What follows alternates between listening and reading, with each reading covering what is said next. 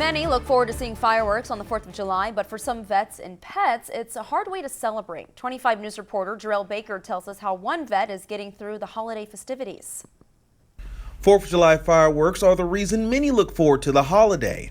But those fireworks are the same reason why DeJuan Thomas says the 4th of July, like New Year's Eve, is a nightmare. I call them my two worst times of years. I actually did a Facebook post earlier today talking about how I'm not looking forward to and dreading both of those times because I don't like the noises. Thomas is a former combat medic who suffers from PTSD, and when he hears the booms and bangs, all he can think about is his time on the battlefield. Some of the mortars going off are the same types that are used to shoot off the fireworks, and so it's a great reminder and causes great unease and stress. Thankfully, the U.S. veteran has his service dog, Atlas, to help him through the festivities. He's my battle buddy, and he gets me through such times and the noises and, staying firm and staying strong. And while they support each other through the holiday, Thomas's battle buddy also has a tough time with the loud celebration. But local experts say there are several ways to help vets and pets get through the fireworks. As long as I think they're aware of what the possible triggers are and have maybe an exit strategy, that could be very powerful. And then for anybody they're with, if they can sensitize them to the fact that that could be a problem for them. And for pets, give them a quiet, dark place that they can go to in the house. And when they get scared, they want to go in there, let them go. Don't try to go in and coddle them, things like that, because you feed into their anxiety when you do that. Experts also say getting through the 4th of July can be beneficial for local veterans to help them recover from PTSD. In Bell County, Jarrell Baker, 25 News.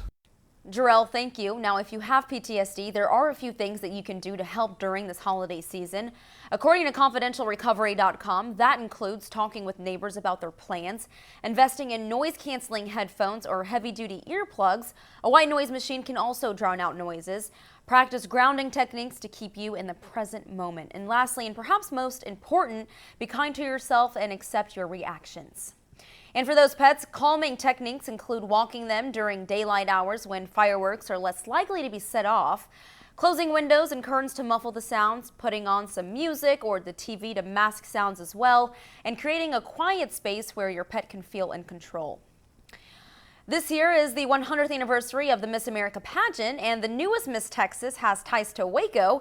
Mallory Fuller, just named Miss Texas, graduated from Texas A&M, and she's actually about to start grad school at Baylor. Her social impact is called Mallory's Mission Suicide Prevention in honor of a high school friend. She'll compete for the Miss America title and a $50,000 scholarship in December. There's a record-breaking heat wave gripping most of the West Coast. Areas not used to seeing triple digits are feeling the impact, and now it's adding to fire concerns in California. And locally here at home, we don't have the record heat, but there's still plenty of humidity to go around, and our temperatures will get warmer over the next few days. I'll talk about just how warm up next in my forecast.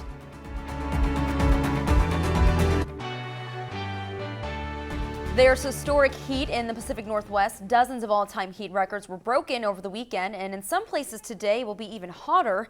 ABC's Marcy Gonzalez reports from Los Angeles.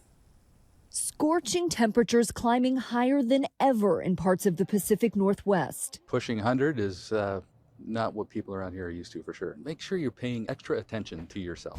Portland, Oregon reaching 112 degrees Sunday, shattering the all-time record set just one day before. The heat so extreme it melted this cable on one of the city's streetcars. It has been pretty brutal. Roads in Washington state buckling from the brutal temperatures. Seattle reaching 104 degrees this weekend, the hottest weather on record there. The impact so overwhelming it forced some businesses, including restaurants, to close. We do have AC, but it's not cold enough. Everything is breaking down. Even our walk-in cooler, all the cooler kind of shutting down on its own because it's in the state of shock right now. It's just crazy. In other cities, temperatures are up to 30 degrees above normal, with excessive heat alerts now issued in 7 western states. The blistering heat and dry conditions fueling wildfires like this one that ignited Monday in Southern California.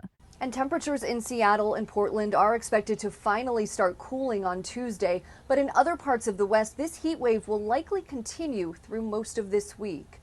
Marcy Gonzalez, ABC News, Los Angeles. All right, let's turn it over to Caleb for another look at our forecast. Yeah, just for context for that heat wave that they have going on in the Pacific Northwest, I think Portland and Seattle both recorded their all-time record highs today, and Canada's highest temperature recorded ever was today in Lytton, British Columbia at 117 degrees Fahrenheit, which for context is hotter than Las Vegas has ever been. So, yeah, quite historic up there. Meanwhile, it's rather comfortable by comparison here. 74 in Killeen, 75 in Hamilton, and Caldwell, you are at 75 degrees right now. That makes those other temperatures seem, yeah, ours are pretty tame. And it does feel rather nice outside of the humidity. So other than that, though, we just have basically a blank radar picture to show you.